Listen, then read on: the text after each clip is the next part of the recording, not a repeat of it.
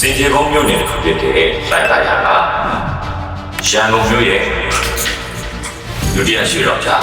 းဖြစ်လာတယ်ကျွန်တော်လည်းမသိပါဘူးဒါပေမဲ့စင်ကြေဘုံဆိုတဲ့ခေါင်းစဉ်အောက်ကနေစက်မှုစီးပွားမျိုးတော့ဖြစ်ခဲ့တဲ့လိုင်သာယာရဲ့အရှိန်ကိုကြည့်ဒါဟာလုံးဝမဖြစ်နိုင်တဲ့နိုင်ငံတစ်ခုမဟုတ်တာသိချပါတယ်ရွှေတော်ကြားအသီးသန့်ဆံပြီးအေးဆေးစိတ်နေတဲ့ကျွန်တော်တို့တစ်ခုဖြစ်တည်ရှိနေတာဆိုလို့ရှိရင်လိုင်သာယာကကျေဘုံနဲ့လမ်းမကြီးတွေစက်မှုစုံတွေနဲ့အတူတောက်ပတဲ့အနာဂတ်တစ်ဖြတ်ဖြတ်နဲ့ Smart City ပုံစံတွေပြောင်းနေတာပါရန်ကုန်မြို့နဲ့ဆက်သွယ်ထားတဲ့ဘန်းလိုင်းတွေနဲ့လိုင်းတွေတို့ရဲ့ပေါ်များခြင်းစီမံခြင်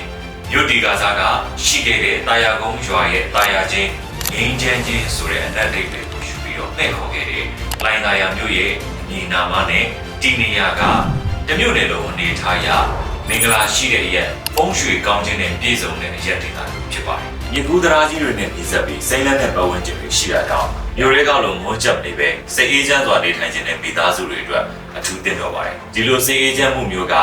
ရွှေတော်ကြားလိုနေရာမျိုးမှာတော့မရနိုင်ဘူးလို့ပြောလို့ရပါတယ်။ဒါကြောင့်ရွှေတော်ကြားကလက်ရှိစင်တန်းတစ်ခုကိုပြသနေချိန်မှာလိုင်သာယာကတော့အနာဂတ်ရဲ့အလားအလာအကောင်းဆုံးဖိုးတန်မြေအဖြစ်ရွေးချယ်စရာဖြစ်လာပါတယ်။လိုင်သာယာကဒုတိယရွှေတော်ကြားဖြစ်လာနိုင်လား။အခုမသိပေမဲ့လိုင်သာယာရဲ့မဟာဗျူဟာကျတဲ့တင်နေရစီးပွားရေးခွင့်လန်းလက်ရှိမြေစင်းနှုန်းတွေနဲ့အနာဂတ်မှာဖြစ်လာနိုင်ခြေလားလာတွေကဘယ်လိုရှိလဲဆိုတာကိုတော့လေ့လာကြည့်လို့ရပါတယ်။လိုင်သာယာမြို့နယ်ကရန်ကုန်မြို့ရဲ့အနောက်ပိုင်းခရိုင်မှာရှိပြီး area စတူရန်မိုင်ပေါင်း26မိုင်ကျယ်ဝန်းကလူဦးရေ10သိန်းကျော်နေထိုင်တဲ့မြို့နယ်တစ်ခုဖြစ်ပါတယ်။လိုင်သာယာကပန်းလိုင်မြစ်လိုင်မြစ်တို့ဝန်းရံထားတဲ့အတွက်ရေလမ်းဆက်သွယ်ရေးကောင်းမွန်သလိုသကုံအေယာအဝေးပြေးကားဝန်းတည်ရှိတာကြောင့်မြန်မာနိုင်ငံရဲ့စပတ်ကြီးအေယာဝတီတိုင်းကိုအလွယ်တကူဝင်ထွက်သွားလာရာအောက်မြန်မာပြည်ရဲ့ဂိတ်ပေါက်တစ်ခုဖြစ်သလိုအောင်မင်္ဂလာဝေးပြေးကားဝန်းနဲ့အနီးဆုံးမှာရှိတဲ့အတွက်မြန်မာပြည်အထက်ပိုင်းမြို့ရွာတွေကိုအလွယ်တကူခြေဆက်နိုင်တာကြောင့်အထက်ပိုင်းနဲ့အောက်ပိုင်းစုံရမဟာဗျူဟာကျတဲ့နေရာတစ်ခုလို့ဆိုနိုင်ပါတယ်။ရန်ကုန်မြို့တစ်လျှောက်ကကြည့်ရင်အင်းစိန်မယန်းကုန်းလိုင်မြို့နယ်တို့ကိုဘီရင်အောင်တရားအောင်စရာတရားတို့နဲ့ဆက်သွယ်ထားပြီးတော့အနောက်ဘက်မှာထန်းတပင်မြို့နယ်တောင်ဘက်မှာတွန်တင်းမြို့နယ်တို့ကိုပန်းလိုင်တရားနဲ့ဆက်သွယ်ထားတာကြောင့်ကုန်စည်စီးဆင်းရာအာသာချက်များစွာရှိတဲ့မြို့နယ်တစ်ခုဆိုတာကိုမိမောင်းထိုးပြနေပါတယ်။တစ်ချိန်ကစက်ရုံအလုပ်ရုံစက်မှုစုံသာရှိခဲ့တဲ့စင်ချေဘုံမြို့နယ်တစ်ခုကနေခုချိန်မှာတော့ international school တွေ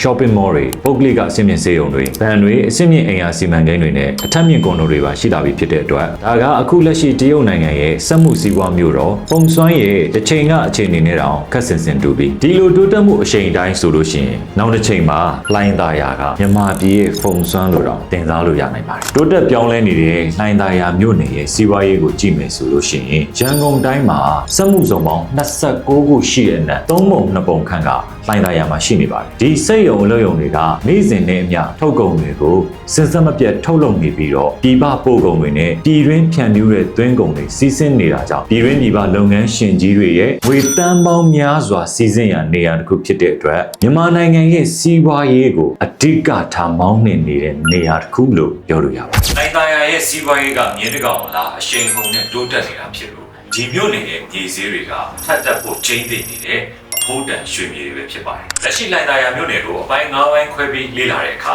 ပန်းလိုင်မြစ်ရန်ကုန်ပသိမ်လမ်းဘရင်အောင်တရားနှစ်အစင်ကအပိုင်း1ရန်ကုန်ပသိမ်လမ်းလိုင်မြစ်လမ်းအောင်စရတရားအစင်ကအပိုင်း2လိုင်မြစ်လမ်းဘရင်အောင်မြို့ပတ်လမ်းကအပိုင်း3ဖြစ်ပြီးဘရင်အောင်မြို့ပတ်လမ်းရွှေလင်မန်းစက်မှုဆောင်ကအပိုင်း4ဖြစ်ပါတယ်။အပိုင်း9ကတော့တမာကုန်းအဝိုင်းထိပ်ကနေအနောက်ပိုင်းနီးပညာတက္ကသိုလ်ထိဖြစ်ပါတယ်။လိုင်သာယာမြို့နယ်ရဲ့ရေစည်းကြီးတဲ့အပိုင်း2မှာရန်ကုန်မြို့ထဲကလာမယ်ဆိုလို့ရှိရင်ဘရင်အောင်တရားအဆင့်နဲ့အောင်စရာတရားအဆင့်စုံရ Golden Triangle နေရာကဆက်သွယ်ရေးချက်ချလို့ဒီအပိုင်းထဲမှာဆိုလို့ရှိရင်အဆင့်မြင့်အိမ်ယာစီမံကိန်းတွေ International School တွေဆေးရုံဈေး Shopping Mall တွေတည်ရှိတာကြောင့်လမ်းမရန်တနေရာဖြစ်တဲ့လိုင်မြလန်ကျန်စစ်သားလန်ဘိုးအောင်ကျော်လန်တီမိုးနင်းလန်ဘိုးကျော်အောင်ဆန်းလန်ကနောင်မင်းသားကြီးလန်တို့မှာ1 square feet ကို8သိန်းကနေ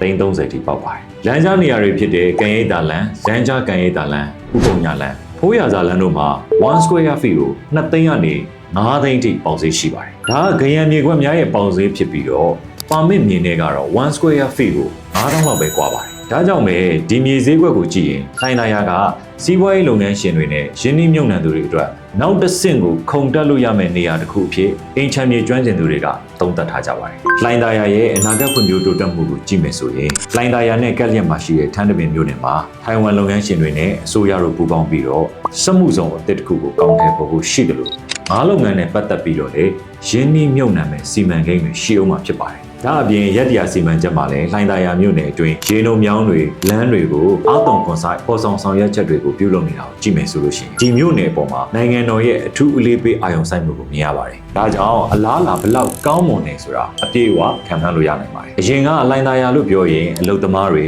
စက်ရုံအလုပ်ရုံတွေကိုပဲပြင်းမြင်ကြပါမယ်။အခုနောက်ပိုင်းမှာတော့အဆင့်မြင့်အိမ်ယာဝင်းကြီးတွေကွန်ဒိုတွေနိုင်ငံတကာအဆင့်မီကျောင်းတွေနဲ့ဟိုတယ်တွေဟာအပြိုင်ဆိုင်ပေါ်ပေါက်လာတာတွေ့ရမှာပဲဖြစ်ပါတယ်။ဒါတွေကိုကြည့်ရင်လှိုင်သာယာဟာရွှေတောင်ကြားလို့လူဒန်းစားတရက်တစ်ခုတည်းနေထိုင်တာမဟုတ်ဘူးဆိုတာတွေ့ရမှာပါ။အခြေခံလူဒန်းစားတွေတွင်မကဘဲနဲ့ပြည်တွင်းပြည်ပစီးပွားရေးလုပ်ငန်းရှင်တွေမျက်စိကြရနေရဒါကတော့အလင်းအလင်းနဲ့တဟုန်တိုးပြောင်းလဲတိုးတက်နေတဲ့လှိုင်သာယာမြို့နယ်ရဲ့မြေုံနိုင်စရာအလားအလာတွေပဲဖြစ်ပါတယ်။ဒီအရှိန်ဟုန်နဲ့ဆိုရင်နောက်တစ်ချိန်မှာ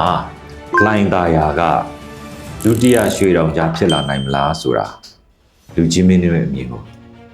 ညှောက်ဝေပေးကြပါဦး။အနာဂတ်မှာတန်ဖိုးတက်လာမယ်အလားအလာကောင်းတွေအများကြီးရှိတဲ့လှိုင်သာယာမြို့နယ်ရဲ့